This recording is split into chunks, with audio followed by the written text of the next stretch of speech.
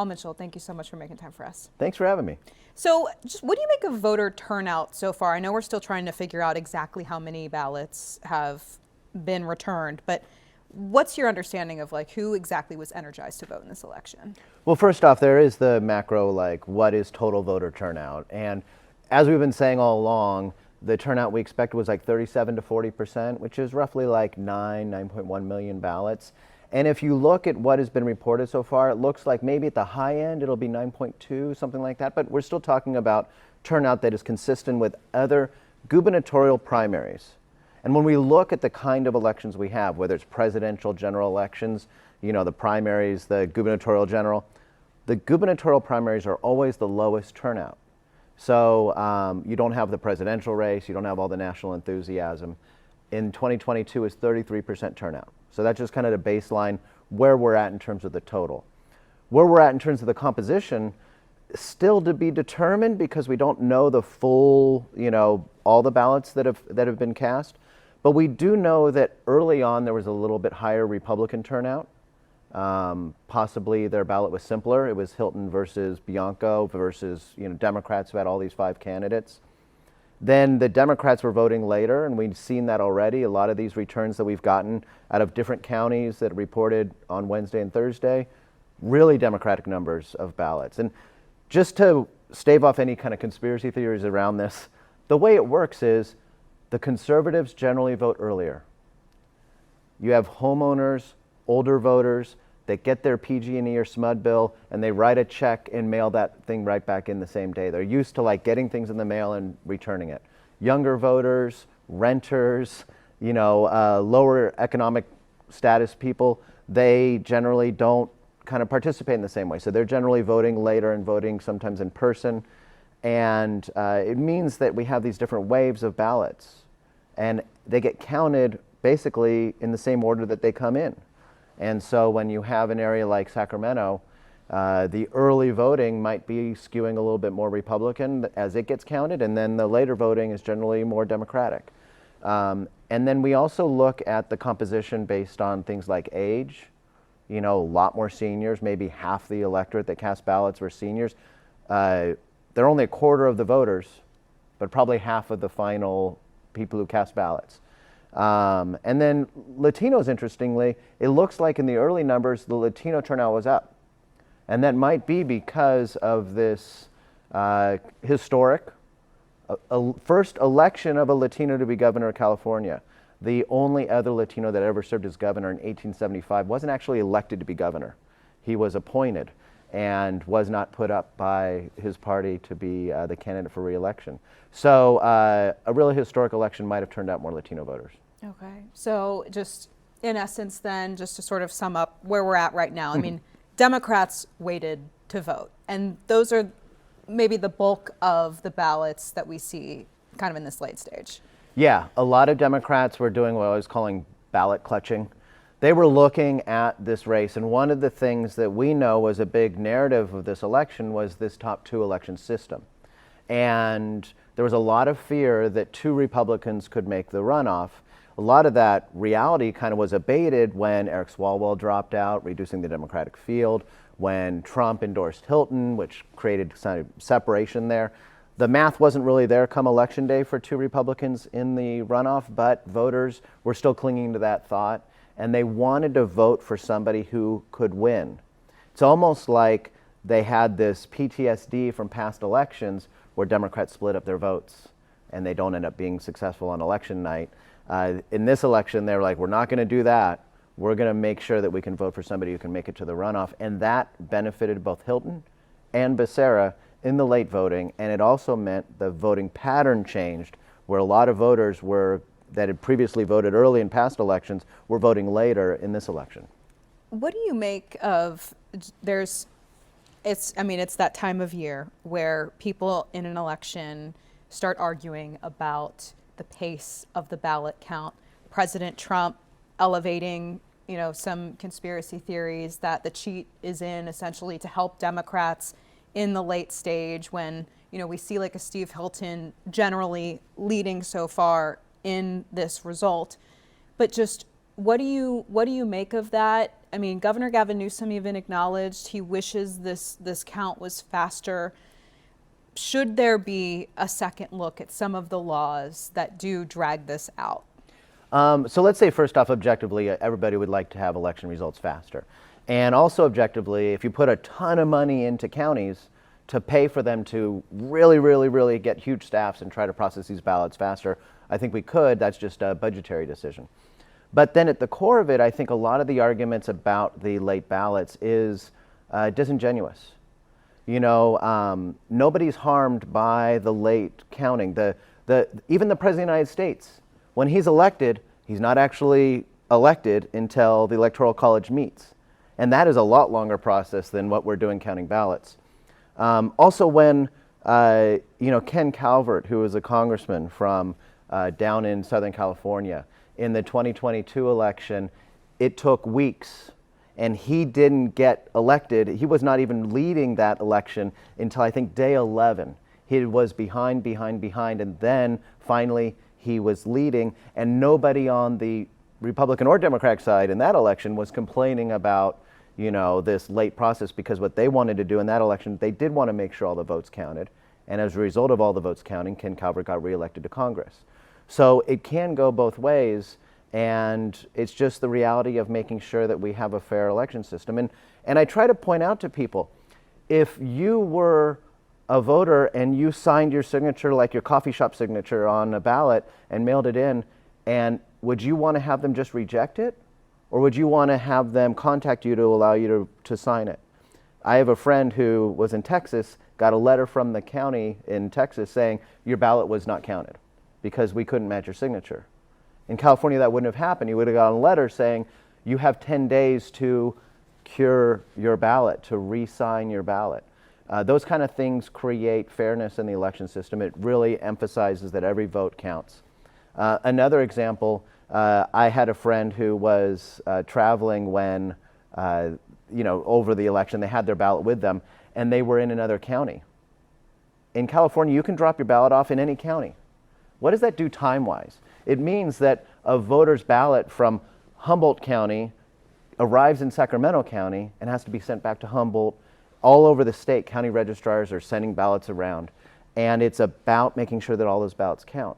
So there's security things that are built into this system. Those are what take time in a lot of cases, and nobody's harmed by the late process except reporters on Deadline.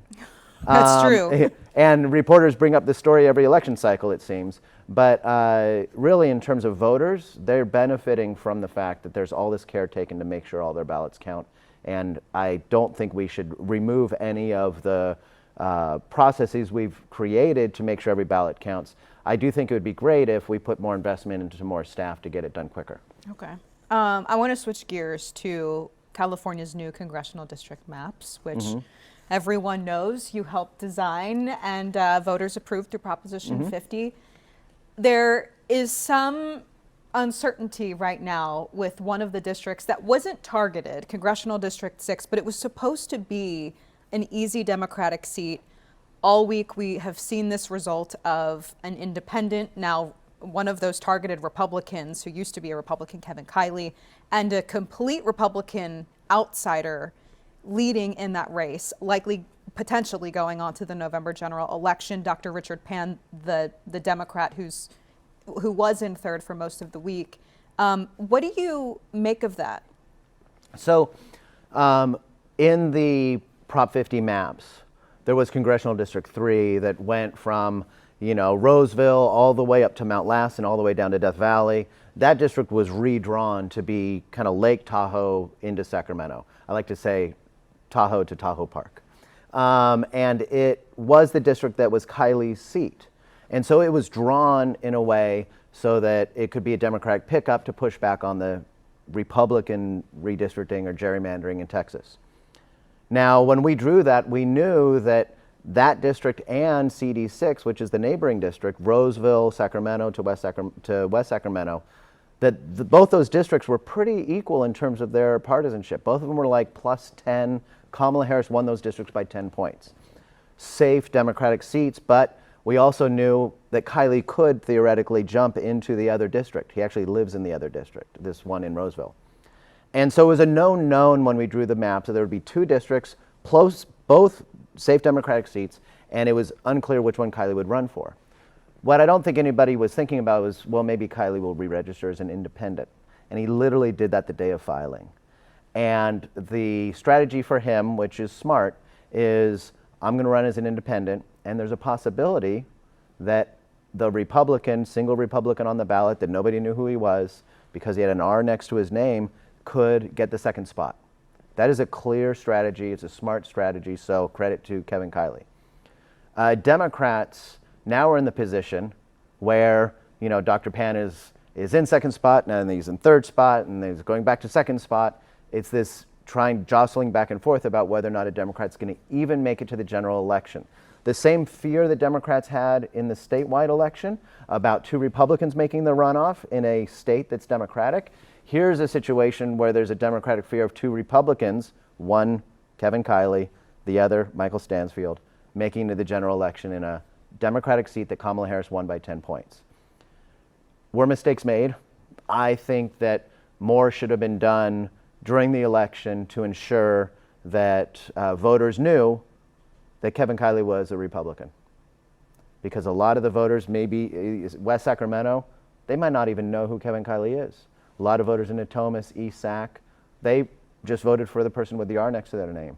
And more things could have been done to make sure that that didn't happen. But Kevin Kiley has he has a huge social media presence. And I'm not saying that's the end all be all, but I mean, is there a possibility that voters could be very loyal to him in that region, given that his hometown, you know, is encompassed by this Well, district? It's interesting. When you look at the data, you know, he won big in the areas that know him, where he's represented. It gets weaker and weaker the further you get away from Roseville, all the way to West Sacramento, where Stansfield beat him by double digits because voters didn't know him. Now, the interesting thing about this is that this top 2 situation is today's headache for Democrats.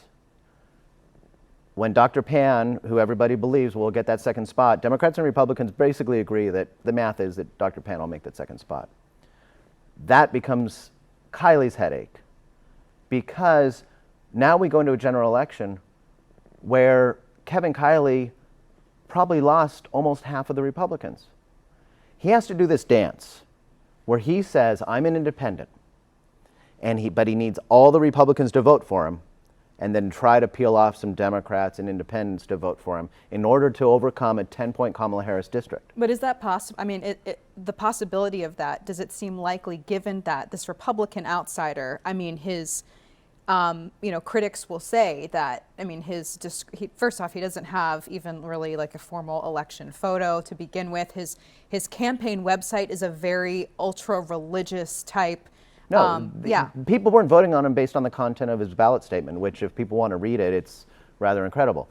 But the point is that Kevin Kiley is going to be in a situation as an independent running. He wants to get all the Republican voters to back him because he used to be a Republican, he's supported by Trump in the past and so on. And then he wants to get crossover votes from independents and Democrats. If he had stayed as a Republican, he would be guaranteed all the Republican votes. Now, as an independent, he has to fight for those Republican votes because the data shows that in an election like this, sometimes up to 35% of, in this case, the Republicans who don't have a candidate on the ballot will skip that election. So he's going to have to fight hard now to get what should be his easy base to get, and at the same time try to go over here and tell Democrats and independents that he's not really a MAGA Republican. It's a tough position. I think he's in a worse position right now going into the general election than he would have been if he'd stayed as a Republican. Stepping outside of CD6, just in general, the districts that were targeted, do you think Prop 50 at this point is working, just given the... Yeah, I mean, if you look at the sum of Democratic votes and Republican votes in all these districts that were redrawn by Prop 50, they performed well for Democrats. We will see, as an example, in the CD22, the David Valadao district, that's still a close race between 2 candidates on the Democratic side, one more moderate, one more progressive. And so the flavor of the Democratic candidate that will be up in the Valadao district is still to be determined. But yeah, the districts performed the way they should have, and the districts that were already held by Democrats, but really kind of competitive, Those districts were bolstered by Prop 50, and we see that in the data too. In all those races, you can see the Democrats have rather easy general elections now. And I mean, even in Congressional District 1, where James Gallagher does have a lead, I mean, the assumption is that Democrats who were split among multiple candidates will now coalesce in the general. That's the assumption. So, you know, I might be stepping out of like the party norm and the Democratic side when I say that I think James Gallagher should be elected to the 1st Congressional District in that special election. I wish that Democrats hadn't even fielded a candidate against him. I think that, you know, filling the remainder of the LaMalfa term after his unfortunate passing, somebody who was mentored by LaMalfa and close to LaMalfa, and I think everybody should have just said, look, James Gallagher, go be a member of Congress, and that's what's going to happen. He'll get elected in that special election, and good for him. But in the newly drawn one, that is going to be safely won by former state pro tem Mike McGuire. Okay, has anyone yet gotten upset with you over, circling back to Congressional District 6, anyone upset with you over the map so far in the Democratic Party? No. There's no, it's not a complaint about the maps. I think the challenge is that we had a lot of candidates who were good candidates running in that district. None of them wanted to concede or bow out, and there wasn't really a strategy maybe that was fully effectuated that would have made sure that no matter which Democrat won, that Michael Stansfield, the Republican who basically had no campaign, wouldn't just accidentally fall into the second spot. All right. Anything else you think we should know heading into this next week of waiting for election results? I think having patience is important. I think when you see people, especially people who aren't even from California, attack California's voting system, it's important to note that, you know, what we have in the time that it takes to get these ballots done is a huge effort, the biggest effort in the country to count the most ballots in the country, and a huge effort to make sure that election security is maintained. You know, we have processes in each county to make sure that people can't vote twice, that the election day numbers, you know, and these vote by mail ballots are all being processed, that people who showed up and said, hey, I moved, I need to re-register, that all those registrations are you know, meticulously taken care of and processed, and then those votes counted only after the registrations are confirmed. All that stuff takes time, and you know, if you're a candidate, you might need some Tums for the next couple weeks. Yeah. But for the voters, they should know this is all being done for their votes. All right. Paul Mitchell, we so appreciate your insight. Thank you. Great being here. Thank you.